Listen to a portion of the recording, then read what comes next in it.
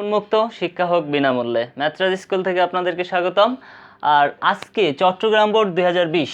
ওকে, দেখা যাক কি প্রশ্ন আছে।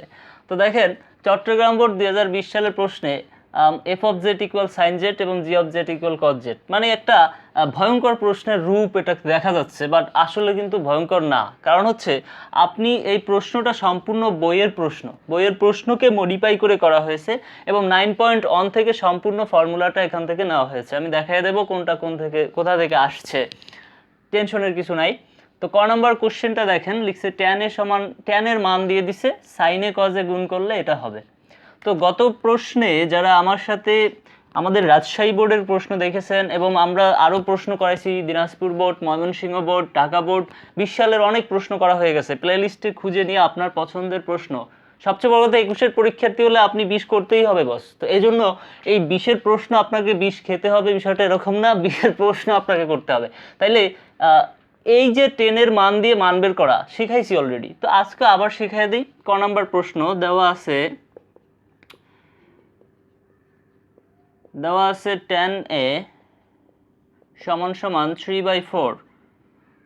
আমাদের এই বেসিক লেকচার কিন্তু দেওয়া হয়েছে 9.1 এবং 1-এর যে সূত্রের, সেটা কিন্তু দেখে নিতে পারেন। আর না বুঝলে ট্যান মানে কি বুলট, তাহলে লম্ব বাই ভূমি, তার মানে লম্ব বাই ভূমি। তাহলে আপনি একটা ত্রিভুজ দেখতে পাচ্ছেন, যে ত্রিভুজের নাম নিচের থেকে দিবেন আমরা বলে দিছি এ বি সি, এবং লম্ব বাই ভূমি, তাহলে লম্ব 3 আর ভূমি হচ্ছে কত 4। তার মানে আপনার অভাব কিসের ভাই? অতিভুজের। তাইলে অনেক অভাব তো থাকে, সেগুলো আবার এখানে লিখে দিয়েন না, কারণ আপনার এখানে অতিভুজের অভাব। তাইলে পিথাগোরাস মশাই কি বলে গেছেন? পিথাগোরাসের উপপাদ্য মতে পাই লিখে নিয়েন নিজের ইচ্ছা মতো, আমি আর লিখলাম না। তো পিথাগোরাস বেটা বলে গেছে যে অতিভুজ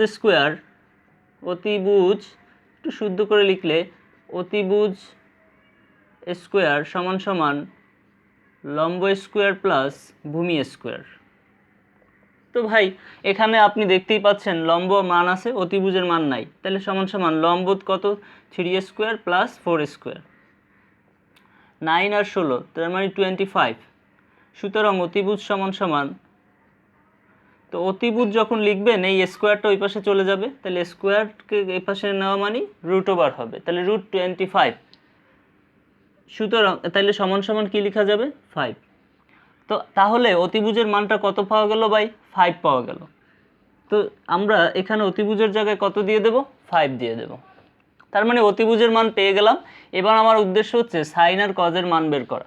তো সাইন সমান আমরা কি লিখতে পারি? সাইনে সমান হচ্ছে অলস লম্ব বাই অতিভুজ। তাইলে লম্বর মান কত? লম্বর মান হচ্ছে 3 আর অতিভুজের মান হচ্ছে 5। এবার কজ এ, তাইলে কজের মান মানে কি? অতিভুজ বাই ভূমি, অবুক। তো তাইলে অতিভুজ, আচ্ছা এই অবুকটা কোথা থেকে আসছে? এই যে আমরা এখানে শিখিয়ে দিছি অবুক, আর আরেকটা নাম হচ্ছে অলস। আমরা এখানে বলেছি সাইন মানে লম্ব বাই অতিভুজ, আর কজ দেখলে কজ সমান ভূমি বাই অতিভুজ। দেখেন তাইলে আপনি হঠাৎ, আমিও দেখেন লিখতে গেছি, আমার কিন্তু কনফিউশন হয়ে গেছে। তার মানে আপনি স্টুডেন্ট, আমিও টিচার, এখন মানে এটা নয় যে আপনাকে মানে মুখস্থ করে ধাপ্পা মাথা থেকে মারবেন, বিষয়টা এরকম না, কনফিউশন হবেই। সো এই জন্য আমি এই নামগুলো আমার লেকচার 9.1-এর ত্রিকোণমিতির বেসিক লেকচারে এগুলো নিয়ে অনেক সহজ সংক্ষেপে শিখিয়ে দিছি, দয়া করে লেকচারগুলো দেখে নেবেন। তাইলে অবুক মানে কতে কজ সমান ভূমি বাই অতিভুজ। তো দেখেন ভূমি বাই অতিভুজ।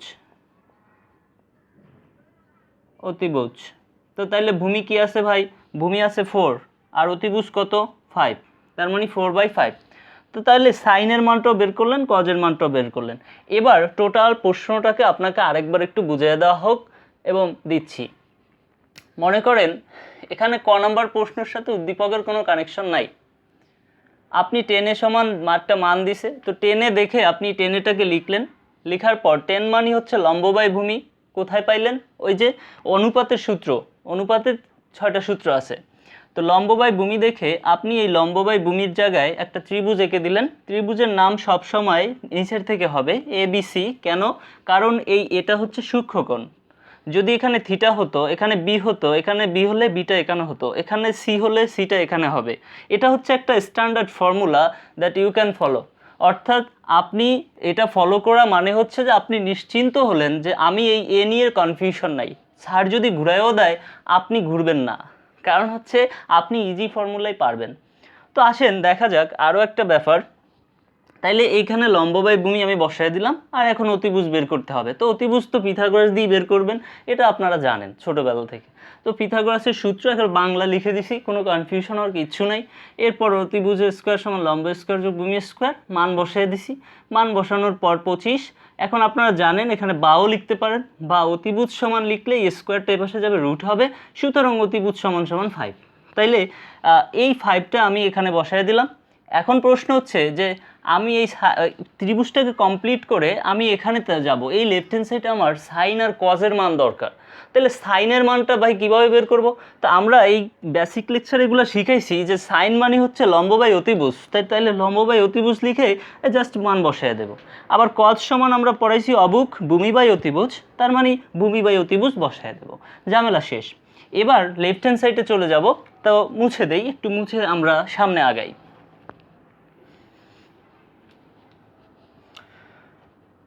এবার দেখেন লেফট হ্যান্ড সাইডটা যদি আপনি করেন সুন্দর করে, লেফট হ্যান্ড সাইড সমান সমান আছে sine A into cos A. তো আপনি সাইনের মানটা যেটা পেলেন যে লম্ব বাই অতিভুজ আমাদের ছিল 3/5, আর কজের মানটা তো দেখতেই পাচ্ছেন 4/5। তার মানে উপরে উপরে গুণ, নিচে নিচে গুণ, নিচে নিচে গুণ করলে 25, উপরে উপরে গুণ করলে 3 4 কত হবে 12। এটাই সমান হচ্ছে রাইট হ্যান্ড সাইড। তার মানে এই হলো আপনার অঙ্কটা। তো এই বারবার আমি করাচ্ছি, তারপরেও আপনাদেরকে সুবিধার জন্য করে দিচ্ছি, তারপরেও যদি সাবস্ক্রাইব না করেন কি আর করার। ওকে, তাইলে এবার শেয়ার করবেন, সাবস্ক্রাইব করবেন, কারণ হচ্ছে ভালো জিনিস শেয়ার করলে আপনি, একটা কথা আমি বলি যে আপনি কিন্তু আরেকজন আপনাকে প্রকাশ্যে ধন্যবাদ না দিলেও মন থেকে ধন্যবাদটা চলে আসে, কারণ হচ্ছে ভালো তো ভালোই, তাই না ভাই? ওকে, তো তাইলে আশা করি এটা বুঝতে পারছেন। এবার খ নাম্বার প্রশ্ন। তো খ নাম্বার প্রশ্ন দেখেন কি আছে, দেখেই একটা জ্বালা যন্ত্রণা মনে হচ্ছে। F of a, g of a, g of a, এগুলো কি? তাইলে এগুলো দেখে ভয় পাওয়ার কিছু নাই, আপনি খুব সহজভাবে খালি প্রশ্নটা উঠাইলেই দেখবেন যে এটা বইয়ের প্রশ্ন হয়ে গেছে। কিভাবে? খ নাম্বারে আপনার বেসিকও লাগবে না, আপনি সিম্পল ম্যাথ দেখেন, উপরে দেওয়া আছে f of z equal sine z, f of z সমান সাইন জেড। তো ভাই আপনার এখানে কি আছে, এফ অফ এ না দেওয়া আছে, দেওয়া আছে। তো আপনার প্রশ্নে দেখেন, প্রশ্নে একটা আছে এফ অফ এ, আরেকটা আছে জি অফ এ। তো আমি যদি বলি এফ অফ এ, তো আপনারা জানেন যে এই জেডের জায়গাটা এ নিয়ে যাবে, কারণ এটা হচ্ছে একটা ফাংশন, ফাংশন বা এটা একটা বহুপদী। বহুপদী ফাংশনের ধর্ম হচ্ছে যদি আপনি ভিতরে কোনো চলক দেন এবং অন্য কেউ ফাংশন হিসাবে আইডেন্টিফাই করতে চান, সেক্ষেত্রে এই জেডের জায়গাটা এ নিয়ে যাবে। তাহলে এখানে সাইন কি হবে ভাই? সাইন এ হয়ে যাবে।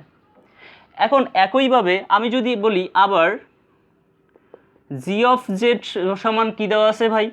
জি অফ জেড সমান কস জেড। তাহলে এবার জি অফ এ সমান কি হবে ভাই? তাহলে কজ এ হবে।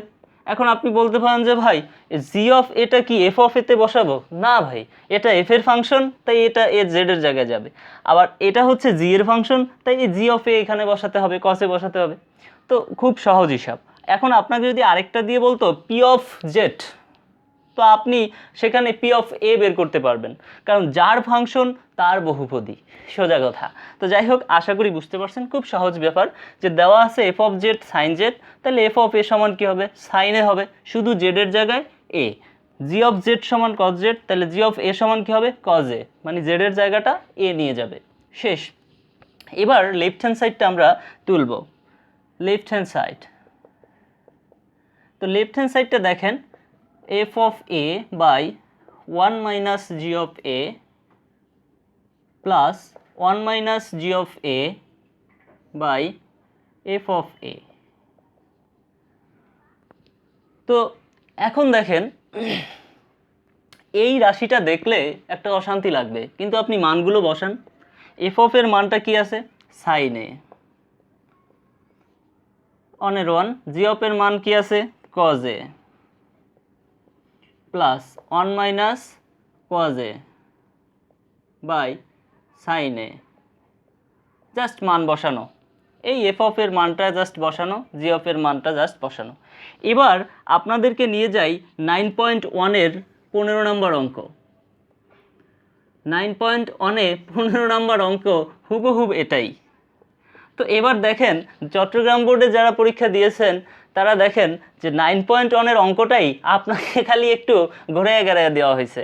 তো আসলে বই পারলে সব পারা যায়, আবার আমি যখন বোর্ড করাই তখন বইটা আপনার বেসিকটা ধরিয়ে দেই। তো এখন একটা ব্যাপার হচ্ছে আপনি এক ডিলে 4 পাখি মারতে পারবেন, যেহেতু রেস্ট্রিকশন আছে, লিমিটেশন আমাদেরও আছে, সুতরাং আপনি পাশে থাকতে হবে এবং আশা করি খুব অল্প সময়ে আপনি অনেক ভিডিও পেয়ে যাবেন ম্যাথের। তো যাই হোক, এবার এই অঙ্কটা হচ্ছে 9.1 এর 15, মানে হুবহুব কপি মেরে দেন হয়ে যাবে। এখন ব্যাপার হচ্ছে 9.1 আপনি ওই 15 নম্বর অঙ্কটা পারলে এখানে হয়ে গেল। তো তারপরও করে দেই। তো এই জাতীয় অঙ্কগুলো করার আগে আরেকটা বলি, 12 থেকে 16 পর্যন্ত যে অঙ্কগুলো আছে 9.1 এর, এই অঙ্কটা যে নিয়মে আমি করাবো ঠিক এই 4টা অঙ্ক এই সেম নিয়মেই করবেন, 4-5টা অঙ্ক মানে একই কাজ। কি কাজ হচ্ছে এখানে খালি লসাগু করা আর গুণ করা, শেষ। তো আসেন দেখা যাক এটাতে কি করা যায়। তো এখানে এই যে একটা ভগ্ন অংশ, তার মানে এটা একটা ভগ্ন অংশ, এটা একটা ভগ্ন অংশ আকারে আছে। তো ভগ্ন অংশকে সমাধান করা মানে হচ্ছে লসাগু চিন্তা করা। তাইলে এই হর আর এই হর গুণ করতে হবে। এখন ব্যাপার হচ্ছে এই হর থেকে আমি লসাগু বের করতে গেলে যদি ডিফারেন্ট কিছু হয় তখন তাদের গুণফলই লসাগু হয়। তো তাইলে এইটা আর এটা গুণ করলে কি হবে লসাগু, তাহলে সাইন এ ইন্টু কি হবে 1 মাইনাস কজ এ। এখন আরও সহজ ভাষায় বলি যে এই হরটা আর এই হরটার লসাগু কি হবে, তাহলে এটা তো দুইটাই আলাদা জিনিস, এদের মধ্যে কমন কিছু নাই, তাহলে লসাগু এদের গুণফলই হবে। এবার আসেন ভগ্ন অংশের সিস্টেম।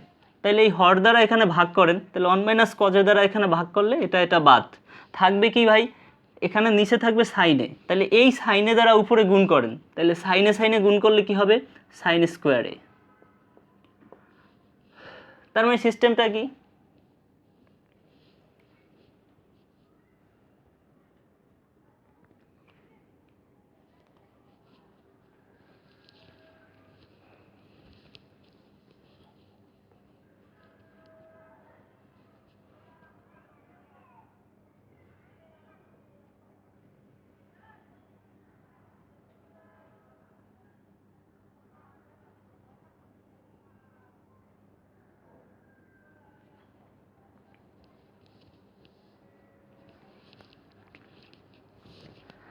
তো আচ্ছা যাই হোক, 1 মাইনাস কজের দ্বারা যদি আপনি এখানে ভাগ করেন তাহলে 1 মাইনাস কজে কাটা, তো থাকবে সাইনে, আর এই সাইনে দ্বারা উপরে গুণ করলে সাইন স্কোয়ারে। এবার এই প্লাসের প্লাসটা দিয়ে দেন, প্লাসের প্লাস দেওয়ার পর এবার এই সাইনে দ্বারা এখানে ভাগ করেন, তাহলে এই সাইনে কাটা থাকবে কি 1 মাইনাস কজে, আর এই একটা 1 মাইনাস কজে, তাহলে কি হবে 1 মাইনাস কজে দুইটা, তো দুইটা মানে কি, দুইটা মানে হোল স্কোয়ার। একই জাতীয় দুইটা জিনিস হওয়া মানে হোল স্কোয়ার হয়, ঝামেলা শেষ। এবার নিচে যা আছে তাই রেখে দেন, সাইনে 1 মাইনাস কজে, আর উপরে আমরা লিখতে পারি সাইন স্কোয়ার এ, তারপর প্লাস দেখেন এটা 1 মাইনাস কজে হোল স্কোয়ার মানে বর্গের সূত্র, তো বর্গের সূত্র মানে এ স্কোয়ার মাইনাস 2a, এখানে এ বলতে 1 আছে অবশ্য, 2ab প্লাস বি স্কোয়ার, বাস। এবার এইটুকু সূত্র just a square minus 2ab plus b square, square বলতে 1 স্কোয়ার মানে 1ই। এবার নিচে জাস্ট একটু সাজিয়ে লিখলেই শেষ, বা সাইনে 1 মাইনাস কজে, তো উপরে আমরা স্কোয়ারগুলো একপাশে লিখলাম সাইন স্কোয়ার এ প্লাস কজ স্কোয়ার এ, আর প্লাস 1, এই 1 স্কোয়ার মানে তো 1ই, তো প্লাস 1 এই মাইনাসের মাইনাস, 2 ওকে 2, 2 কজ এ, বাস। এবার দেখেন সাইন স্কোয়ারে প্লাস কজ স্কোয়ারের সূত্র হচ্ছে 1, তাহলে 1 প্লাস 1 মাইনাস 2 কজ এ, নিচে হচ্ছে sine A into 1 minus cos a, বাস। এবার সমান সমান দিয়ে আমরা উপরে দেখেন 2 মাইনাস 2 কজ এ হয়, 2 মাইনাস 2 কজ এ, আর নিচে যা আছে তাই, sine A into 1 minus cos A. এখন তাইলে উপরে একটা 2 কমন যায়, তো আমরা এই জিনিসগুলো তো বুঝেছি। লাস্ট লাইনটা দেখেন, নিচে যা আছে তাই, sine A 1 minus cos A, উপরে একটা 2 কমন নেন, থাকবে 1 মাইনাস কজ এ। তাহলে 1 মাইনাস কজ এ 1 মাইনাস কজ এ কাটা, 2 বাই কি থাকবে, সাইন এ। এখন সাইনের মানটা কি ভাই, এফ অফ এ না? তো সাইন মানি তো এফ অফ এ, আমাদের প্রশ্ন তো আগেই উঠাইছেন, আপনার উত্তর উঠাইলেই পাবেন। তো সমান সমান রাইট হ্যান্ড সাইড, এই হলো অঙ্কটা। তো তাইলে পুরো অঙ্কটা আমি দেখালাম যে এটা হচ্ছে 9.1-এর 15 নম্বর অঙ্ক। এখন একটা জিনিস মনে রাখবেন যে বইয়ের অঙ্কগুলো মডিফাই করেই কিন্তু বোর্ডে প্রশ্ন আসে। তো আরেকটু বলে দেই যে লসাগু করলাম, এখান থেকে দেখেন যে মান বসানোর পর জাস্ট লসাগু। তো লসাগুর কাহিনীটা আমি পুরো ডিটেলস বলছি, আপনারা বারবার শুনে নেবেন স্কিপ করে, বা টানায়া যেটারে বলে যে ওইভাবে আপনি শুনে নেবেন, তাইলেই হয়ে যাবে। আর বাকি পুরো ডিটেলস অঙ্কটা ভালো করে তুলবেন এবং আমার কথাগুলো শুনলেই আশা করি বুঝতে পারবেন। তো লাস্টে কিন্তু এফ অফ এ মানে সাইনের মান এফ অফ এ। ওকে, আশা করি বোঝা গেছে। এবার আমরা চলে যাব হচ্ছে অঙ্ক নাম্বার গ।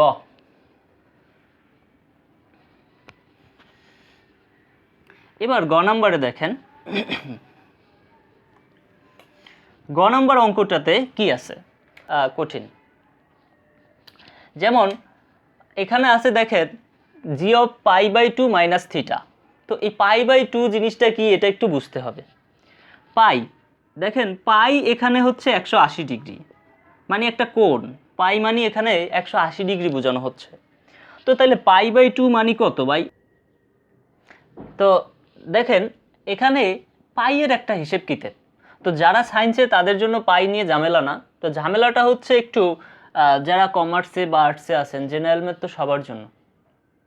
তো এখন পাই বাই 2, তো পাই মানে হচ্ছে 180 ডিগ্রি, আর পাই বাই 2 তাহলে অর্ধেক 90 ডিগ্রি। তো আসলে তাইলে আমরা সহজে সূত্রটা বলে দিই। সহজে সূত্র হচ্ছে যেমন cos 90 ডিগ্রি মাইনাস থিটা হলে কি হবে, সাইন থিটা। আবার সাইন 90 ডিগ্রি মাইনাস থিটা হলে কি হবে, কস থিটা। তো এই ক্ষেত্রে সাইন কজের একটা ভালো সম্পর্ক দেখা যাচ্ছে। তো যখন পাই 180 ডিগ্রি, পাই বাই 2 হবে 90 ডিগ্রি। তো সহজে সূত্রটা মনে রাখেন যে cos 90 মাইনাস থিটা মানে সাইন থিটা, এটা কিন্তু এমসিকিউতে আসে।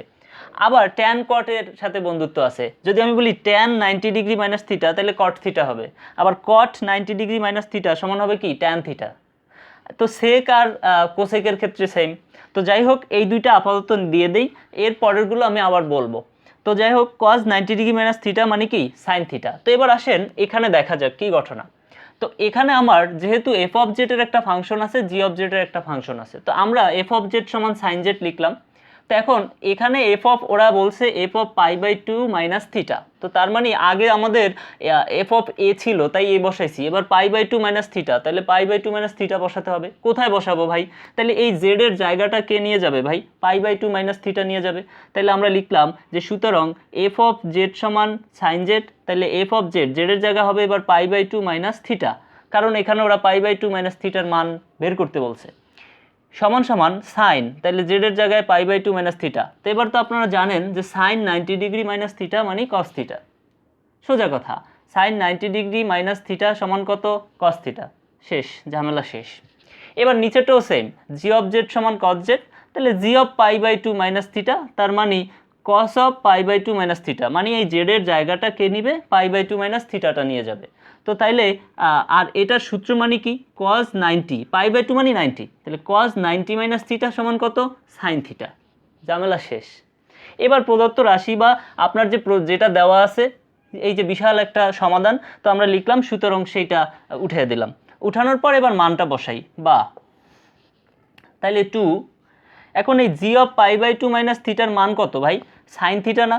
তো তাইলে আমরা লিখব সাইন থিটা, আর উপরে একটা স্কোয়ার আছে তাই স্কোয়ার, প্লাসের plus 3, f of pi by 2 minus থিটার মান কত, f of pi by 2 minus থিটার মান কস থিটা, তাহলে কস থিটা লিখব, মাইনাস 3 ইকুয়াল 0, শেষ। বা 2 ইন্টু, এখন এই হোল স্কোয়ার করলে এখানে হবে সাইন স্কোয়ার, আবার থিটার উপর স্কোয়ার দিয়ে না, সেটা অশিক্ষিত কাজ। তো 2 sine square theta plus 3 cos theta minus 3 equal 0। এখন এই অঙ্কটা কোথা থেকে আসছে?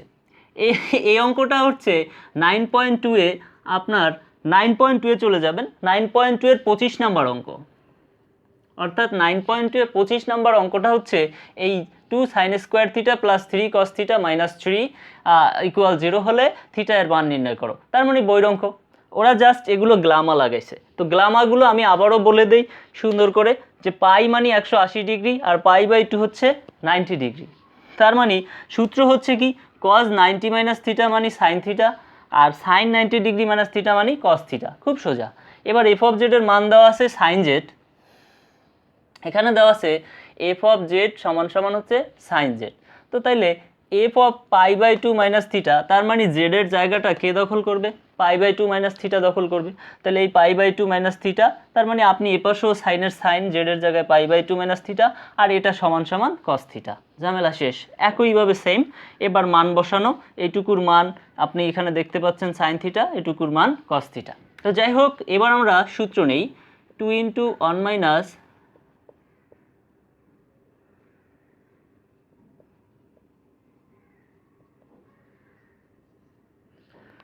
তো এটা আবার সূত্র নিলাম কেন? কারণ হচ্ছে সমাধান করতে গেলে সকল চলক একই দরকার হয়। তো এখানে যেহেতু এইটাকে ভাঙানোর সুযোগ নাই, তো তাইলে আমরা সাইন স্কোয়ারকে ভাঙে কজ স্কোয়ার দিয়ে দিই, আর সবসময় ছোট চলকেই ভাঙাতে হয়।